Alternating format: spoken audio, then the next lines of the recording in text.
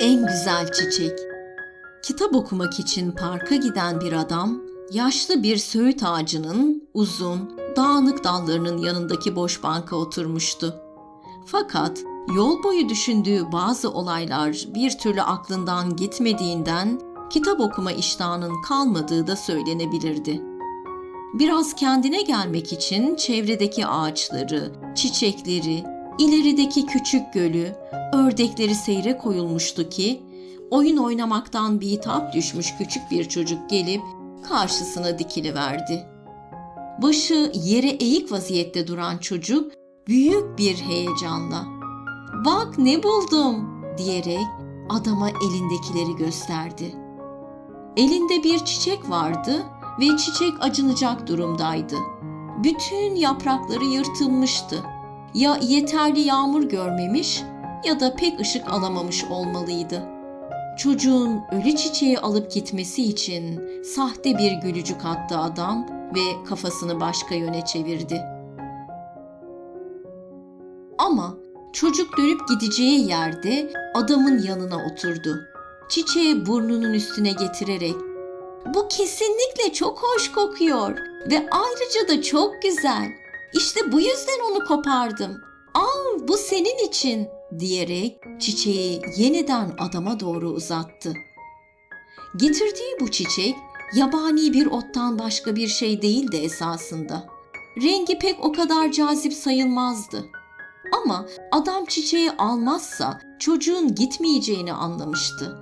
Çiçeğe doğru uzandı ve yalandan da olsa "Teşekkür ederim, bu tam ihtiyacım olan şeydi." dedi. Ama çocuk çiçeği adamın avucuna bırakacağı yerde öylece havaya doğru tutuyordu.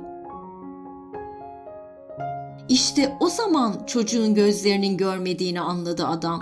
Çocuk kördü. Adamın gözleri yaşardı. Bu kez içtenlikle ve titrek bir sesle "Bulduğun en güzel çiçeği benim için seçmenden dolayı sana teşekkür ediyorum." diye karşılık verdi. Çocuk ise "Bir şey değil." dedi gülümseyerek. Sonra da oyununa geri döndü. Çocuğun adamda bıraktığı etkiden zerre kadar haberi yoktu. Adam orada oturdu kaldı ve bu küçük çocuğun yaşlı söğüt ağacının yanında oturan ve yaşadıklarına hayıflanan bu ihtiyarı nasıl fark edip hissettiğini merakla düşünmeye başladı.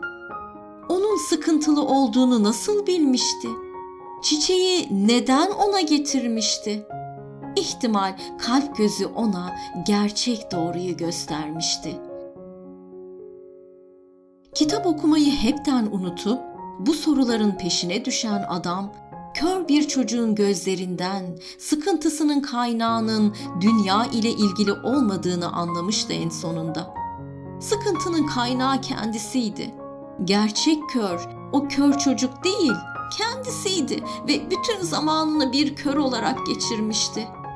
İşte o gün etrafındaki güzellikleri görmeyi ve ona verilen her anın tadına varmaya ahdetti. Ve sonra solmuş çiçeği burnuna yaklaştırarak çocuğun çiçek diye uzattığı yabani ottan gelen çim kokusunu koklamaya başladı. O ara parkın öte taraflarında aynı kör çocuğun yine eline bir ot almış dümdüz gittiğini fark etti. Belli ki çocuğun bu kez ulaşacağı kişi bir banka tek başına oturmuş yaşlı bir kadındı. Kör çocuk şimdi de onun hayatını değiştirmeye gidiyordu.